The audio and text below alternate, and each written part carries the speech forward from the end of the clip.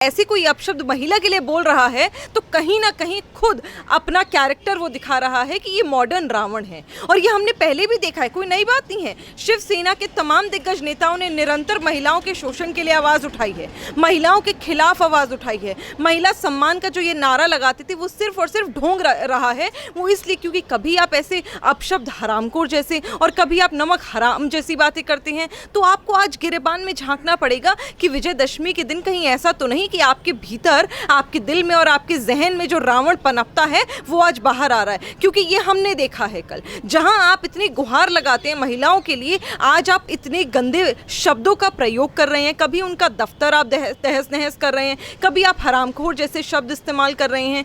मतलब मुझे सोचकर भी डर लगता है कि आप अपने घर की महिलाओं के बारे में किस प्रकार की बातें करते होंगे। कल दशहरे के मौके पर जिस तरीके की जो वर्ड थे जो यूज किए गए उद्धव ठाकरे की तरफ से, वो कंगना रनावत को ये कहते हैं कि उनके पार्टी की तरफ से आपको पता होगा कि संजय राउत ने हरामखोर बोलते हैं और ये नमक हलाल बोल रहे हैं उद्धव ठाकरे कंगना रनावत को। देखिए, विजयदशमी का एक ऐसा पाक दिन होता है जब अधर्म के ऊपर धर्म की जीत हुई थी, असत्य के ऊपर सत्य की जीत हुई थी। जब रावण का दहन किया जाता है तो इसलिए किया जाता है क्योंकि सीता मैया की जो इज्जत है उसके ऊपर हनन करने की कोशिश की, उन पर आरोप लगाने की कोशिश और प्रत्यारोप की कोशिश करी गई और उनके साथ एक ऐसा व्यवहार किया गया जो किसी भी महिला के साथ नहीं करना चाहिए।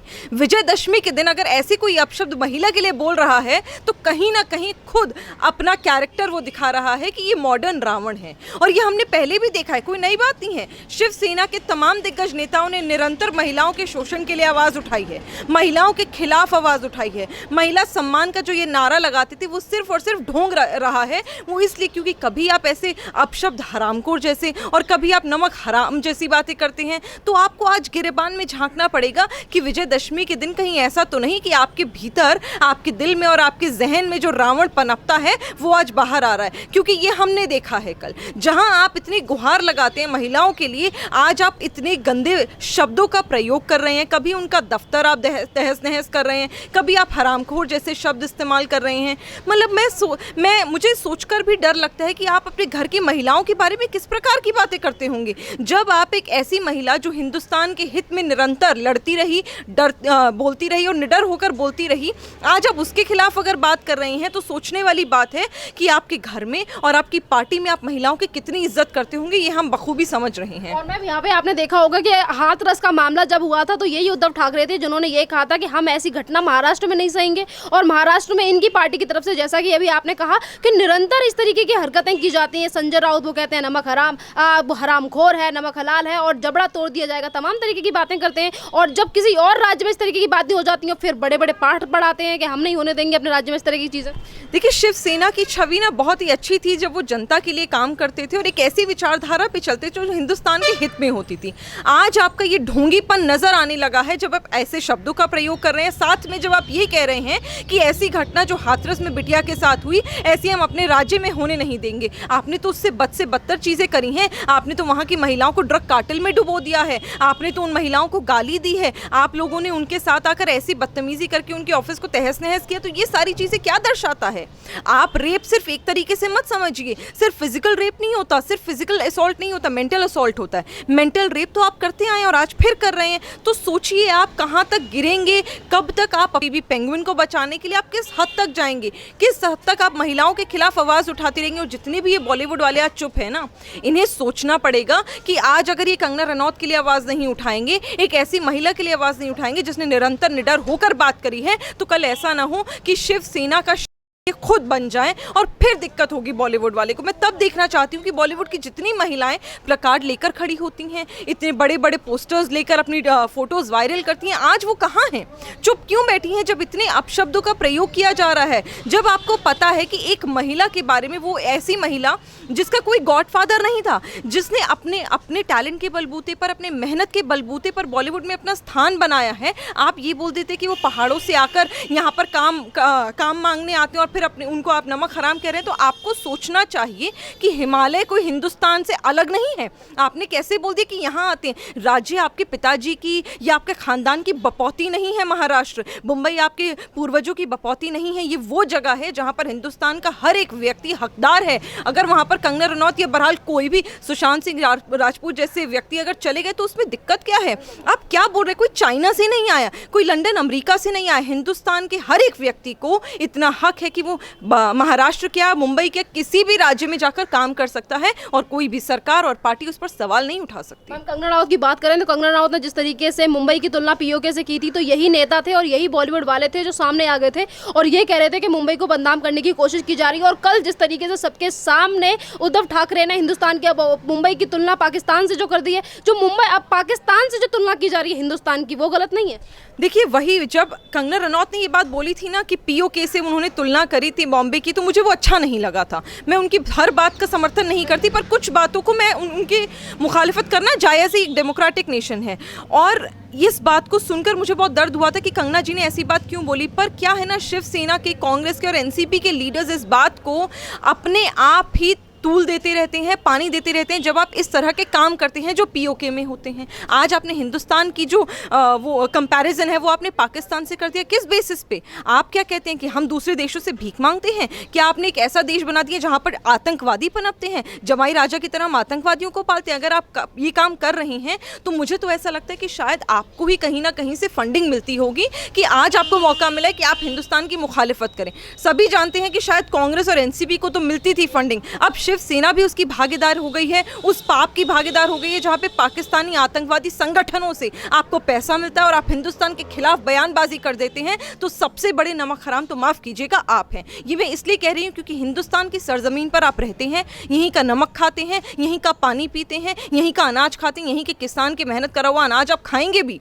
और फिर आप पाकिस्तान जैसे नीच और गलीच देश के साथ हमारे देश का कंपैरिजन करेंगे। तो माफ कीजिएगा, आपको हिंदुस्तान में रहने का और यहाँ का नमक खाने का कोई भी हक नहीं है। मैम, कंगना राउत ने भी इस बात को, जिस तरीके से उन्होंने आज वीडियो पोस्ट की अपने ट्विटर पे, उन्होंने ये कहा है कि जिस तरीके से संविधान के रखवाले मुझ पर आकर वार कर रहे तो आज वो उद्धव ठाकरे से क्यों कुछ नहीं कह रहे, क्योंकि उन्होंने कहा है कि उनके मुंह में पैसा ठूसा जाता है बोलने के लिए, जिस तरीके से ये बॉलीवुड हो या फिर तमाम लोग जो निकलकर सामने आते हैं। देखिए, ये तो मैंने आपको पहले ही कहा, ये तो लग रहा है ना, ये दर्शाता क्या है? जब आप एक विचारधारा, आपकी इतनी उम्दा विचारधारा होती थी, ठाकरे साहब की क्या विचारधारा होती थी, क्या यहाँ आप और हम नहीं जानते? उनकी विचारधारा से महाराष्ट्र का कितना बोलबाला होता था। उस विचारधारा को अगर आप छोड़कर पैरों तले जमीन में आप खिसका कर और आप आ गए हैं एक ऐसी विचारधारा के साथ जहां पर फंडिंग आती है, तो दिख रहा है ना।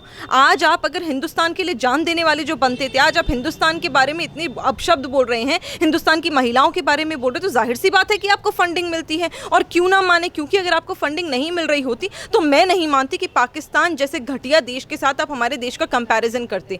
ये इकोनॉमी की तो बात ही नहीं है, तो सोशल कल्चर की भी अगर आप बात करें तो हमें पता है कि पाकिस्तान में क्या हाल है, मेजॉरिटी का भी माइनॉरिटी का भी, और हिंदुस्तान में कितने खुश थे माइनॉरिटी और मेजॉरिटी दोनों। मैं खुद माइनॉरिटी से आती हूँ, मैं जानती हूँ मेरे देश में मेरा क्या हक है, मेरा क्या वजूद है और मेरे लिए क्या क्या सम्मान है। वो पाकिस्तान में लोगों को, हिंदू बच्चियों को नहीं मिलता, हिंदू परिवारों को नहीं मिलता। तो जब आप ये कंपैरिजन कर रहे हैं तो ये एप्पल टू एप्पल तो कंपैरिजन हुआ ही नहीं। तो पता चल रहा है ना कि आप पैसा खा रहे हैं, क्योंकि आपने महाराष्ट्र को चोट पहुंचाई। पहले आपने महाराष्ट्र की जनता को धोखा दिया, उसके बाद आपने महाराष्ट्र को ड्रग कार्टेल बनाया, फिर अपने बेटे को बचाने के लिए आपने मर्डरर्स को बचाने की कोशिश करी। आपने अपनी पुलिस को, परमवीर सिंह जो इतना उछल रहे हैं, रिपब्लिक भारत के तमाम लोगों को सम्मन पे सम्मन भेज रहे हैं और खाली कमरे कराकर इंटरोगेशन कर रहे हैं, क्या उनकी इतनी हिम्मत नहीं की थी कि सुशांत सिंह राजपूत के मर्डर केस को इसी प्रकार इंटेरोगेट करते? शायद कुछ सच्चाई सामने आ जाती, शायद जो एविडेंसेस को हैम्पर किया गया, खराब किए गए, शायद वो लोग करते और शायद कुछ सच्चाई सामने आती और परिवार को न्याय मिल पाता, जनता की बात सुनी जाती। आज आप लोग विफल हो, आपकी जो पुलिस है वो विफल है और आपकी सरकार विफल है। ये तीन पहियों की सरकार, विफल सरकार, हमें पता था आज नहीं तो कल बिखरेगी और गिरेगी भी। ये अलग बात है कि हमें ये नहीं पता था कि आप महिलाओं की इज्जत करना तक छोड़ देंगे। मैम, अभी आपने बाला साहब ठाकरे का नाम लिया था, तो बाला साहब ठाकरे जिस तरीके के उनके सिद्धांत थे, हिंदुत्व को मानते थे, हिंदू हृदय सम्राट के नाम से जाने जाते थे, और यहीं पर हिंदुत्व के नाम को पूरी तरीके से मिट्टी में मिला दिया, ऐसा लोगों का कहना है। और यहाँ पे जिस तरीके की कल भाषा का इस्तेमाल किया गया और गौमूत्र को लेकर 50 तरीके की बातें की जाती हैं, मतलब हिंदू कहने वाले उद्धव ठाकरे आज हिंदुत्व का ही अपमान कर रहे हैं। वो तो कर रहे हैं ना, पाकिस्तान के जागीर जो बन चुके हैं। जब आप लोग पाकिस्तान से फंडिंग लोगे, जैसे पाकिस्तान की आर्मी पाकिस्तान के आतंकवादियों के माध्यम से चलती है, आप उनके माध्यम से आज अपने आप को, अपनी सरकार को चलाने की कोशिश करेंगे तो जाहिर सी बात है उनके सामने आपको झुकना पड़ेगा।